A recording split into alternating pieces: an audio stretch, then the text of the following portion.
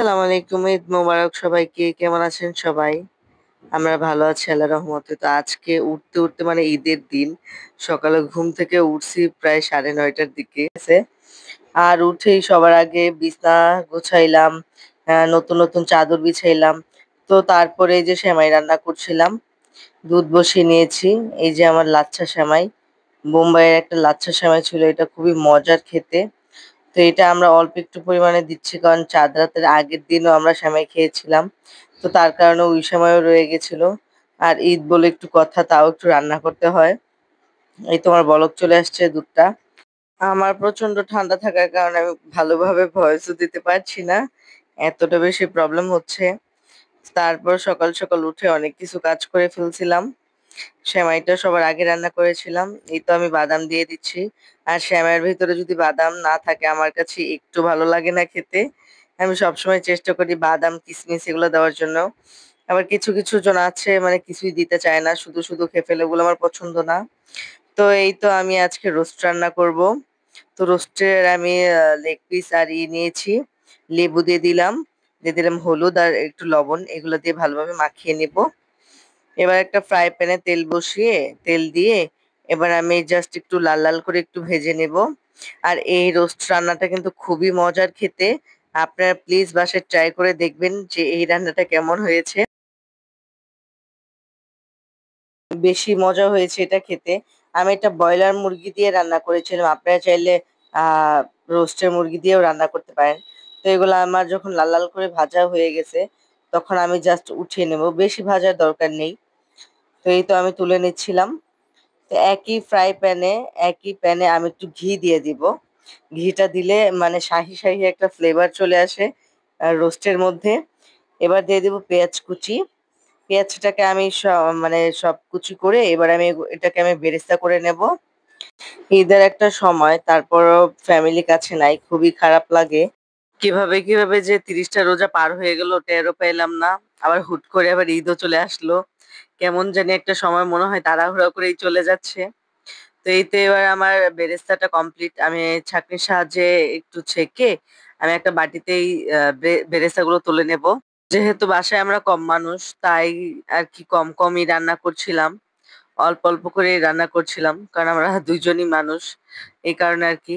এবার বেরেস্তাগুলো তুলে নেওয়ার পরে আমি 1 টেবিল চামচ পরিমাণে ঘি দিয়ে দিচ্ছি এই একই তেলে।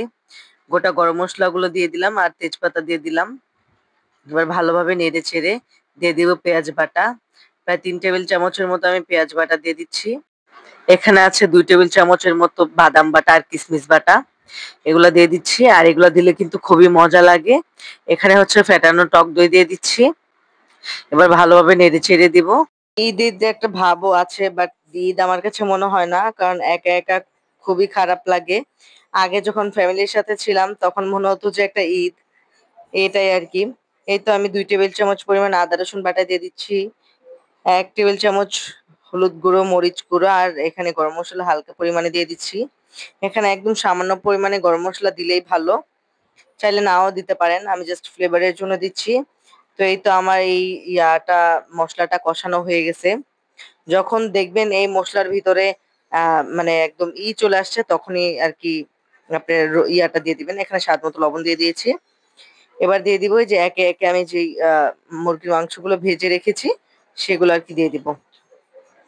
আর এই রান্নাটা আমি পেটু কাপাল যে আপুটা তার রেসিপিটা ফলো করে আর কি আজকের রোস্টটা রান্না করেছিলাম। খেতে কিন্তু খুবই মজার হয়েছিল। এবার আমি একটু টমেটো কেচাপ দিয়ে দিব। ওনারা দেয়নি বাট আমি দিচ্ছিলাম একটু আমার স্বাদের জন্য আর কি। তো এই তো এটা ভালোভাবে নাড়াচাড়া দিয়ে এবার আমি দিয়ে দিব দুধ। 2 কাপের মতো দুধ দিয়ে দিবেন তাহলে বেশি মজা লাগবে।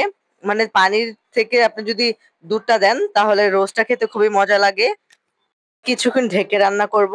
রান্না করার পর যে আমি বেরেস্তা করে রেখেছি আর এখানে হচ্ছে 1 প্যাকেট গুঁড়া দুধ আর এখানে হচ্ছে চিনি, এগুলাকে আমি ভালোভাবে মিক্স করে নেব।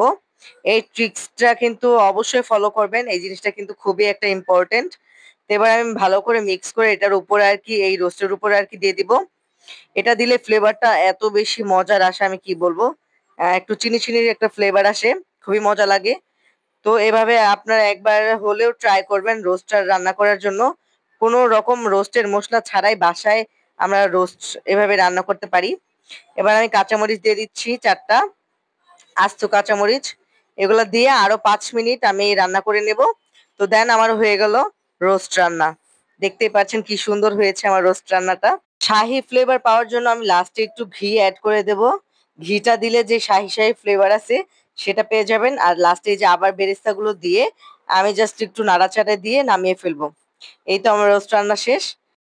এবার আমার রোস্ট রান্না শেষ, আমি এখন পোলাওটা রান্না করে নেব। এই তো আমি প্যান বসিয়ে নিয়েছি, এখানে দিয়ে দিচ্ছি রান্নার রেগুলার সয়াবিন তেল। এবার দিয়ে দিচ্ছি গরম মশলা, তেজপাতা। এই মানে আমার মতো ফলো করে যদি আপনারা পোলাওটা রান্না করেন ঘ্রাণে ভরে যাবে পুরো ঘর। এবার দিয়ে দিচ্ছি পেঁয়াজ কুচি।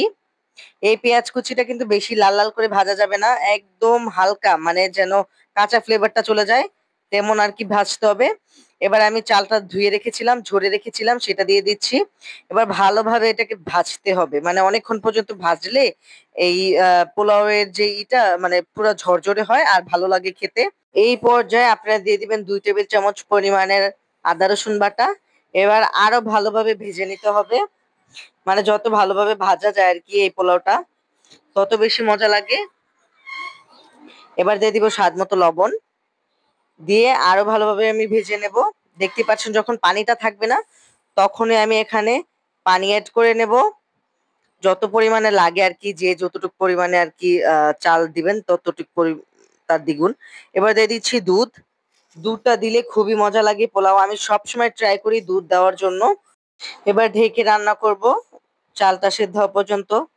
এই তো দেখতেই পাচ্ছেন আজকের ওয়েদারটা কত সুন্দর ছিল। তো এই তো আমার হয়ে গেছে পোলাওটা রান্না করা, দেখতেই পাচ্ছেন চালের পানিটা শুকিয়ে গেছে। এবার জাস্ট আমি একটু উল্টে পাল্টে নেব। এবার দিয়ে দিচ্ছি আস্ত কাঁচামরিচ, এবার দিয়ে দিচ্ছি ঘি। আর ঘিটা লাস্টে অবশ্যই দিবেন, শাহি শাহি একটা ফ্লেভার আসে এটা দিলে আর খুবই মজা লাগে। এই বেরেস্তাগুলো আমি দিয়ে দিচ্ছি, যেগুলো আমি চিনি আর এগুলো দিয়ে এগুলো রেখেছি সেগুলো দিয়ে দিচ্ছি। তো আমার কমপ্লিট পোলাও রান্না। রান্না করবো ডিম কোরমা, তার জন্য 4টা ডিম আমি সিদ্ধ দিয়ে নিয়েছি। তো এই তো আমার সিদ্ধ করা শেষ। দেখতেই পাচ্ছেন আমি যখন সিদ্ধ হয়ে গেছে তখন ছিলকাগুলো ছিলে আমি সেই খোসার যে অংশটা সেটা দিয়ে আমি দাগ টেনে নিচ্ছি, মানে সুন্দর রাজকীয় একটা স্টাইলে রান্না করবো আজকে এই ডিম কোরমাটা। তো এই কারণে আর কি এগুলা কি করে নিচ্ছিলাম, আমি এখানে লবণ দিয়ে জাস্ট মাখিয়ে নিব আর তেল দিয়ে হালকা ভাবে জাস্ট ভেজে নেব। লাল লাল আমি করব না, জাস্ট একটু হালকার মতো একটু ভেজে নেব। এই ডিম কোরমার রেসিপিটা আমার আগেও চ্যানেলে দেওয়া আছে আর আবারও রান্না করছি, কারণ এবারে আমার এভাবে রান্না করতে আর কি খুবই ভালো লাগে আর খেতেও খুবই মজা লাগে।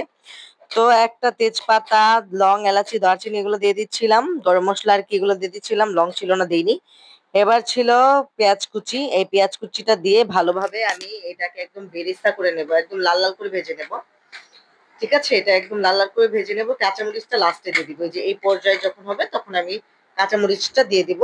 এবার দিয়ে দিচ্ছি পেঁয়াজ বাটা, আদা রসুন বাটা, 1 টেবিল চামচ পরিমাণে টমেটো কেচাপ।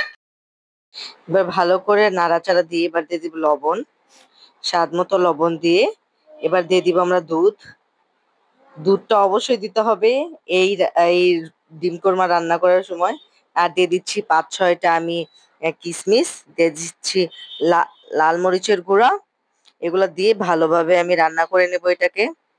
এবার দিয়ে দেবো হালকা একদম সামান্য পরিমাণে গরম মশলা গুঁড়া, যেটা আমি শাহি গরম মশলাটা এটা। আর এখানে এবার ডিমগুলো আমি দিয়ে দিব, দিয়ে আর একটু দুধ দিয়ে এটাকে আমি রান্না করে নেব। দেন হয়ে গেল আমার ডিম কোরমা রান্না। টা প্রায় 5 থেকে 10 মিনিট আমি রান্না করে দেন আমার হয়ে যাবে। তো এই পর্যায়ে আর কি আমি ওই বেরেস্তা আর একটু বাদাম যে কুচি ছিল, মানে বাদাম কুচি করে নিয়েছি সেগুলো আর কি দিয়ে দিচ্ছি। কাঠবাদাম যেটা সেটা আর কি কুচি করে এখানে দিয়ে দিচ্ছি, খুবই মজা লাগে। এই তো আমার হয়ে গেল ডিম কোরমা রান্না। তো লাস্টে আরেকবার আবার উপরে আবার ছিটিয়ে দিচ্ছি সেই বেরেস্তা গুলো। এই তো হয়ে গেল। আর নামানোর আগে অবশ্যই একটু ঘি দিয়ে দিবেন, তাহলে বেশি মজা লাগে শাহি ফ্লেভার পাওয়ার জন্য। তো এই তো আমি খাওয়া শুরু করে দিয়েছি অলরেডি, দেখতে পাচ্ছেন। আর এত বেশি মজার হয়েছে, অবশ্যই এভাবে ট্রাই করে দেখবেন কেমন লাগে। আর এই যে আমার সারফারাজ আর ওর ভাই, বড় ভাই শাফিন, ওরা দুইজন মজা মাস্তি করছিল আর কি। ওরা নামাজ পড়ে এসে খেলাধুলা করছিল। তো আমার ভিডিও কার কাছে কেমন লেগেছে আর রান্নাবান্না কেমন লেগেছে সবাই আমাকে কমেন্ট করে জানাবেন। আর সবার ঈদ কেমন কাটলো সেটাও জানাবেন। সবাইকে ঈদ মোবারক, আল্লাহ হাফেজ।